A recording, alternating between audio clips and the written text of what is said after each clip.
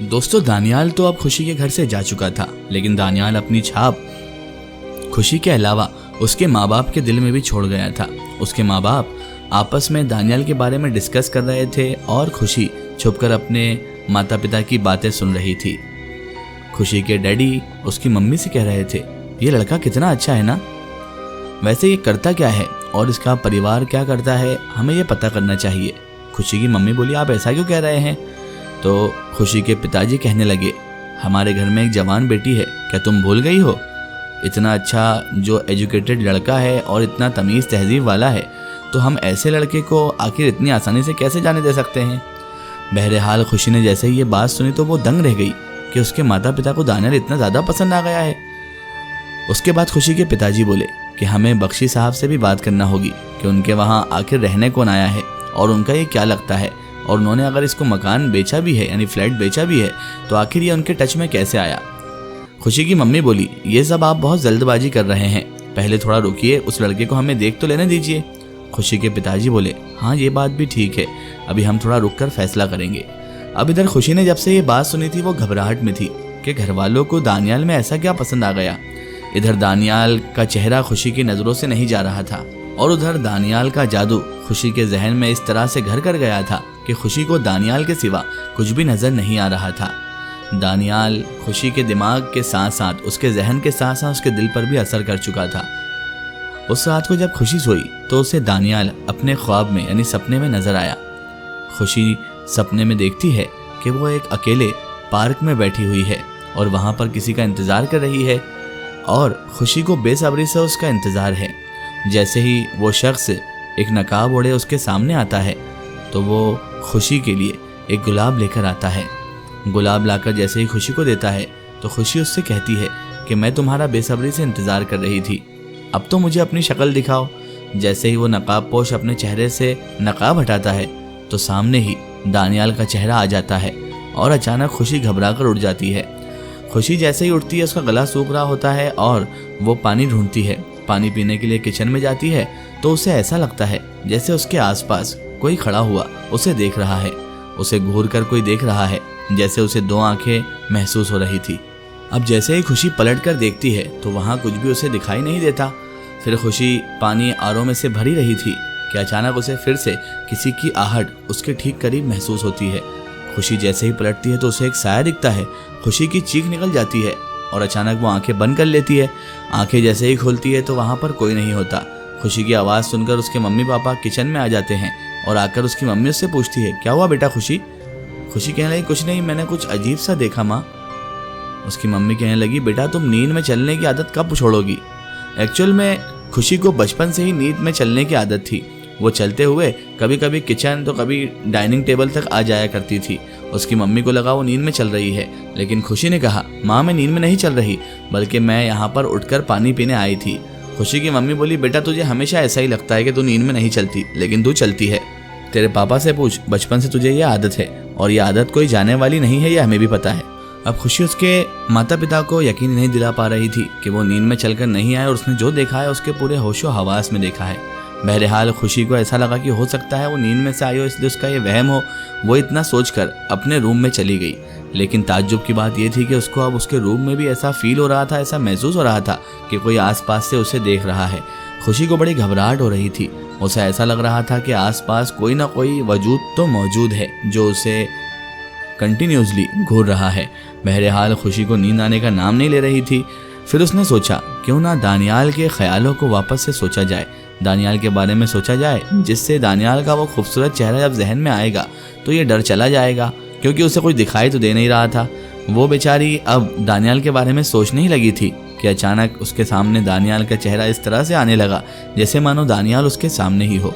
वो सोचने लगी मन ही मन, दानियाल तुम कितने खूबसूरत हो, वाकई माता पिता भी मेरे क्या करें, मम्मी डैडी भी क्या करें, तुम्हारी खूबसूरती, तुम्हारा वो भोलापन, तुम्हारे चेहरे की मासूमियत, तुम्हारा बात करने का अंदाज, सब कुछ लाजवाब है।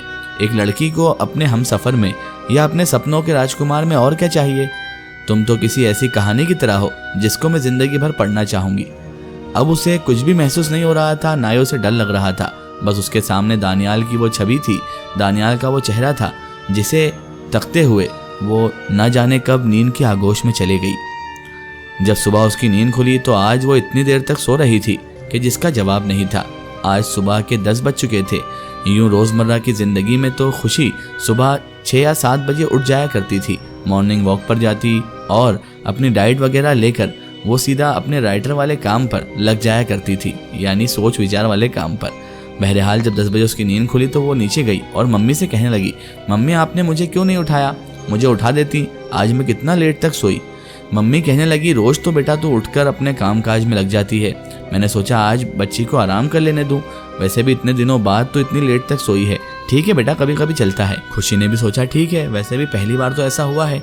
बहरहाल खुशी जैसे ही नहा धोकर छत पर गई तो देखती है कि बगल वाली छत पर यानी दानियाल वाले फ्लैट की छत पर दानियाल पहले से ही मौजूद है और वो थोड़ा बहुत वर्कआउट कर रहा है। जब आज खुशी ने दानियाल को वर्कआउट करते हुए देखा तो उसको तो और ज़्यादा दानियाल की तरफ आकर्षण होने लगा। दानियाल छत पर ही वर्कआउट कर रहा था, उसके पास डंबल वगैरह और जिम का बहुत सारा सामान था जो उसने छत पर सेट कर लिया था और छत पर एक छोटा सा जिम क्रिएट कर लिया था। वहीं पर दानियाल वर्कआउट कर रहा था और खुशी उसे दूर से देखे जा रही थी। दानियाल की मसल्स को देखकर खुशी उसकी तरफ और ज़्यादा अट्रैक्ट यानी आकर्षित होने लगी थी। दानियाल को वो तके जा रही थी और अपने बाल भी सुखाते सुखाते वो दानियाल की वर्कआउट का अच्छे से जायजा ले रही थी। तभी अचानक उसे वर्कआउट रुकता हुआ दिखा। दानियाल ने कुछ मूवमेंट नहीं किया तो खुशी जो उसकी मसल्स यानी बॉडी को देख रही थी अचानक उसका चेहरे की तरफ देखने लगी। उसने जैसे उसके चेहरे की तरफ देखा तो दानियाल खुशी को ही देख रहा था। दानियाल ने डंबल एक साइड रखा और हाथ के इशारे से खुशी को हाई किया। खुशी ने जैसे ही दानियाल को ऐसे देखा तो वो सटपटा गई क्योंकि वो दानियाल को घूरे जा रही थी और दानियाल वर्कआउट से रुककर खुशी को ही देख रहा था कि किस तरह खुशी उसको किस नज़रों से देख रही है। खुशी ने जैसे ही दानियाल की तरफ से इशारा पाया तो वो भागकर सीधे नीचे आ गई। दानियाल भी मुस्कुराने लगा।